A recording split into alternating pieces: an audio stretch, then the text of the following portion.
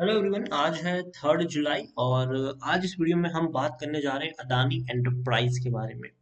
देखिए, अदानी ग्रुप अगर देखा जाए तो भाई साहब पिछले 2-3 हफ्तों से बहुत ही ज्यादा चर्चा में रहा है ये ग्रुप, क्योंकि काफी सारी खबरें इसको लेकर आई थी कि भैया एफआईएल्स का ही पैसा सबसे ज्यादा है, प्रमोटर बहुत बड़ी होल्डिंग अपने पास रखे हुए हैं, इसीलिए शेयर को ये लोग घुमा रहे हैं, ये वो सारी कई सारी चीजें थी यहाँ पर।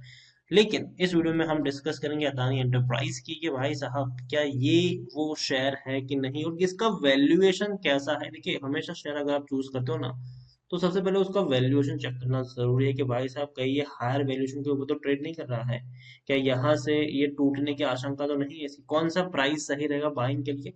वो सारी चीजों को जानना जरूरी है। तो अदानी एंटरप्राइज में आज हम उसी सारी चीजों के बारे में डिस्कस करेंगे, लेकिन उससे पहले अगर आपने अभी तक चैनल को सब्सक्राइब नहीं किया है तो प्लीज अभी इसे सब्सक्राइब कर लीजिए, क्योंकि आगे भी बहुत सारे वीडियोस हैं जो आपको काफी ज्यादा हेल्प करेंगे। उसके साथ साथ अगर आपने अभी तक मेरी टेलीग्राम चैनल को ज्वाइन नहीं किया है तो उसको भी ज्वाइन करना मत भूलिएगा, लिंक आपको डिस्क्रिप्शन में मिल जाएगा। तो अदानी एंटरप्राइज 1422 रुपए का शेयर, कल 4.5% की एक बड़ी गिरावट आई और जब मार्केट क्लोज हो रहा था तभी ये एक बड़ी गिरावट हमें यहाँ पर देखने को मिल गई। पिछले एक महीने में अगर देखें तो एक महीने में अदानी एंटरप्राइज में 8% की गिरावट हम यहाँ पर देख चुके हैं। 1700 रुपए के ऊपर शेयर था, टूट के भैया 1365 तक पहुंचा, लेकिन जिस दिन ये 1365 पे था उस दिन इसने 1200 रुपए तक का भी मुंह देखा था, बाद में रिकवर कर गया था, बाद में तेजी भी बनी लेकिन वापस टूट गया। अगर आप मेरे चैनल को रेगुलर फॉलो करते हो तो ये वो लेवल्स थे जहां पर मैंने कंटिन्यूअस वीडियो बनाकर कहा था कि भाई साहब अभी इसको अवॉइड करना चाहिए, पढ़ना नहीं चाहिए। लेकिन लेकिन अगर आप चैनल को फॉलो कर रहे हो तो पिछले एक साल से मेरी बाइंग की रिकमेंडेशन भी थी।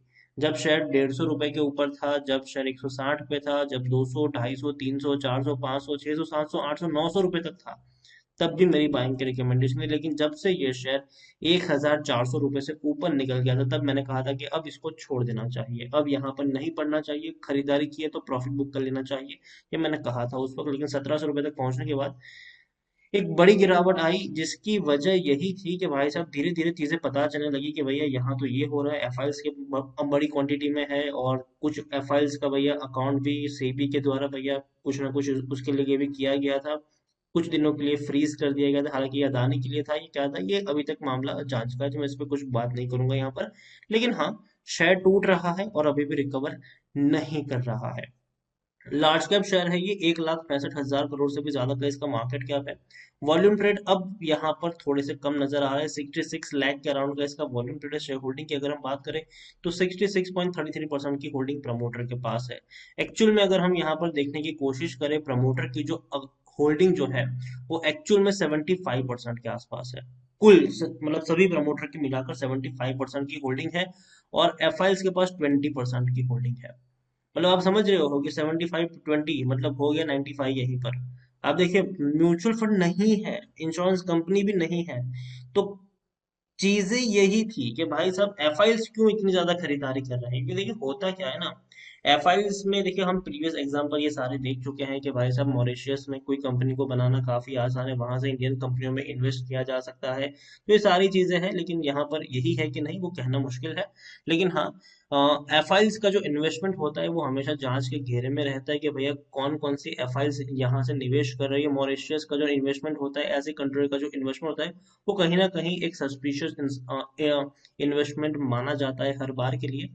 यहाँ पर किन किन एफआईएल्स का इन्वेस्टमेंट है ये कहना मुश्किल है, लेकिन हाँ, सारी चीजें ये जांच का विषय है, तो वो लोग ही हमें बाद में कुछ दिनों बाद पता चलेगा इसके बारे में। लेकिन एक चीज जो पॉजिटिव मुझे सामने लगी है वो ये है कि 50% की जो प्रमोटर की होल्डिंग थी वो गिरवी थी पिछले साल मार्च 2020 में, और अब सिर्फ 6.5% की होल्डिंग गिरवी है। मतलब प्रमोटर ने ऑलमोस्ट सारे गिरवी रखे हुए शेयर छुड़ा लिए, ये आप मान के यहाँ पर चल सकते हैं। लेकिन लेकिन अदानी एंटरप्राइज डिविडेंड के मामले में उतना अच्छा नहीं है। सिर्फ 1 रुपए पर शेयर का डिविडेंड आपको मिल रहा है। पर शेयर 1 रुपए का डिविडेंड ये आपको पे कर रहा है। टेक्निकल रेटिंग भी अगर देखें तो अच्छी नहीं है, डाउन ट्रेड में है। क्योंकि देखिए अब लोग धीरे धीरे ना यहाँ पर थोड़ा रिस्क को समझ रहे हैं, और इसलिए होता क्या है कि लोग 1500 1600 रुपए पर इस अगर मिलता है तो भैया प्रॉफिट लेके निकलना पसंद कर रहे हैं अभी के वक्त में। क्योंकि डाउन ट्रेड में लोगों को लगता है कि भैया बेटर है कि हम वेट करें, यहाँ पर थोड़ी और गिरावट आए तो नीचे के लेवल पर खरीदारी करेंगे, लेकिन जब तक प्रॉफिट में है तो एक बार के लिए प्रॉफिट ले लेना चाहिए। ये अब लोगों की मेंटालिटी यहाँ पर धीरे धीरे सामने आ भी रही है, और इसमें कोई गलत भी नहीं है, सही में मानता हूँ इसको। According to Moneycontrol user 72% लोग खरीदने की सलाह दे रहे हैं, 28% लोग यहाँ पर बेचने की बात कर रहे हैं। और तो और आप देखेंगे तो रेवेन्यू में कोई उतना बड़ा उछाल नहीं है पिछले एक साल में, 2020 से लेकर 2021 में रेवेन्यू में कोई उछाल नहीं है। जहां 10 गुना प्राइस बढ़ गया वहां उतना रेवेन्यू नहीं था, ठीक है। 43,000 करोड़ का रेवेन्यू भैया कम था, 40,000 करोड़ से भी नीचे का रेवेन्यू था। प्रॉफिट्स भी अगर हम देखने की कोशिश करें तो प्रॉफिट भी कोई इतने ज्यादा थे नहीं, 800 करोड़ का प्रॉफिट 750 करोड़ पर पहुंच गया था। तो ये जो पूरा का पूरा खेल था वो यही माना जाए कि भैया कहीं ना कहीं प्राइस मैनिपुलेशन यहाँ पर हो सकता है। हालांकि ये है कि नहीं, ये तो मैं इसके बारे में कोई कमेंट नहीं करूंगा। यहाँ पर देखिए तो इसकी जो करंट वैल्यू है वो इसकी इंस्ट्रिक्ट वैल्यू से कई ज्यादा है। शेयर ने भैया, ये तो गलत है भैया, बैंक एफडी से तो अच्छा रिटर्न दिया है इन्होंने, पता नहीं ये क्यों ऐसा लिखा हुआ है। यहाँ पर देखिए तो डिविडेंड उतना अट्रैक्टिव नहीं है, मानता हूँ इस चीज को। खरीदने का अभी भी सही मौका है, क्योंकि शेयर अभी भी ओवरबोट जोन में नहीं गया है, कोई भी रेड फ्लैग्स नहीं है। पहले देखिए 50% की होल्डिंग गिरवी थी, रेड फ्लैग्स थी, लेकिन अब सिर्फ 6% की होल्डिंग गिरवी है। लेकिन दूसरी तरफ अगर देखिए वैल्यूएशन की मैं बात करूँ तो काफी हाई वैल्यूएशन के ऊपर है शेयर। 170 के आसपास का इसका पीई है, ठीक है, जो कि काफी हाई है, क्योंकि इंडस्ट्री पी 59 के आसपास है, 60 से भी कम का सेक्टर पी है, जबकि इनका 170 के करीब देखने को मिल रहा है। कोई भी एनालिस्ट अभी यहाँ पर खरीदने की सलाह नहीं दे रहा है। होल्डिंग्स जैसे कि मैंने कहा, प्रमोटर भैया यहाँ पर बड़ी होल्डिंग प्रमोटर ही लेकर बैठे हुए हैं। तकरीबन 75% की होल्डिंग प्रमोटर के पास है और 20% की होल्डिंग एफआईएल्स के पास है। आप समझ सकते हैं यहाँ से किस तरीके का गेम हो रहा था। 95% की होल्डिंग अब इन्हीं के पास है, सिर्फ 5% की होल्डिंग मार्केट में थी। और यहाँ से सिंपल रूल है भैया, कि भैया डिमांड और सप्लाई का सिंपल रूल है। जब डिमांड होगी और सप्लाई ही नहीं, शेयर ज्यादा होंगे ही नहीं मार्केट में बेचने के लिए, तो प्राइस बढ़ना लाजमी है। और वही हो रहा था यहाँ पर अदानी एंटरप्राइज में, कि प्राइस बढ़ रहे थे, क्योंकि एफआईएस बड़ी क्वांटिटी लेकर बैठे थे, वो बेचेंगे नहीं। प्रमोटर तो भैया क्यों बेचेंगे वो लोग, क्योंकि उनको पता है कि भैया बैठे रहेंगे प्राइस को लेकर तो और बढ़ने ही वाले हैं शेयर। और यहाँ पर रिटेल पोर्शन जो है, रिटेल पोर्शन, अब देखो जो लोगों ने 300 पे एंट्री ली थी और 700 में एग्जिट ले ली, उनको लगे यार ये तो बढ़ ही रहा है, चलो दोबारा खरीदते हैं, दोबारा खरीद ली, खरीदारी करते चले गए ऐसे। और ये नहीं देखा कि भैया कंपनी के फंडामेंटल्स एक बार चेक करें। ठीक है, देखिए फंडामेंटल्स कंपनी के उतने बुरे नहीं है, मैं मानता हूँ बहुत ही शानदार फंडामेंटल्स है, लेकिन ऐसे भी नहीं है कि 10 गुना शेयर का प्राइस बढ़ जाए, ठीक है। और यही वजह थी कि जब शेयर 1,400 रुपये से ऊपर निकला, तब मैंने कहा था कि भैया अब यहाँ पर मैं एग्जिट करना पसंद करूंगा, अब मैं यहाँ पर तब तक एंट्री नहीं करूंगा जब तक ये मुझे 1,000 या 1,100 के करीब नहीं मिलता है। और अभी भी मैं इंतजार करूंगा कि ये मुझे 1,100 के करीब मिले और वहां पर मैं एंट्री लेना पसंद करूंगा, क्योंकि मुझे लगता है कि काफी ज्यादा पंप हो चुका है ये शेयर। और अभी का जो माहौल है ना, अभी का जो माहौल है, देखिए एक होता है ना कि फंडामेंटल्स के ऊपर कुछ शेयर ट्रेड करते हैं, और कुछ शेयर जो होते हैं वो ट्रेड करते हैं लोगों की भावनाओं के ऊपर, ठीक है। लोगों को लगता है कि यार बढ़ेगा बढ़ेगा बढ़ेगा, कोई बेचेगा नहीं इसको, लोग भी बढ़ता ही जाता है फिर, ऐसे में देखा जाए तो। और अभी ये चीजों सेंटिमेंट जो कहते हैं ना भैया, मार्केट्स का सेंटिमेंट, ये यहाँ पर वर्क कर रहा था अब तक।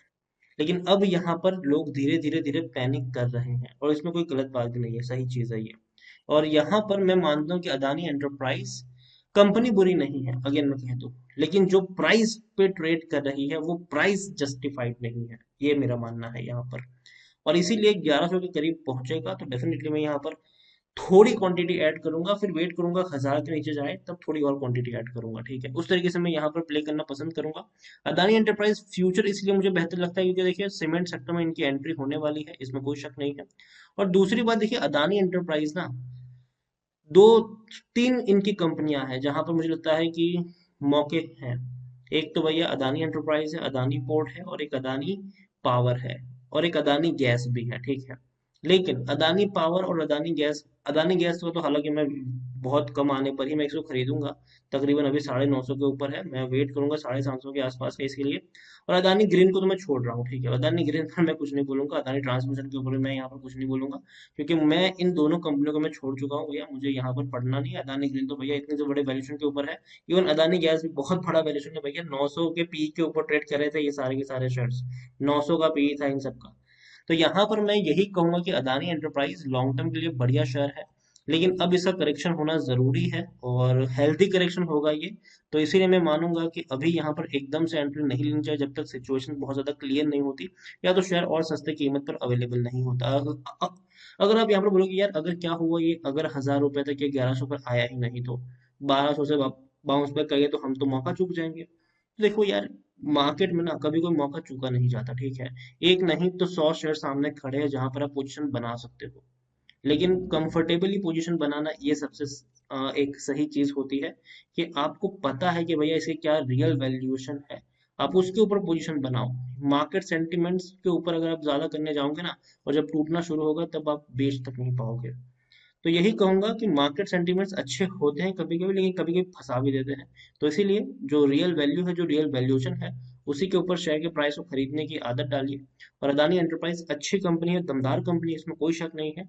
लेकिन जिस प्राइस पे ट्रेड कर रही है, वो प्राइस इसका जस्टिफाइड नहीं है।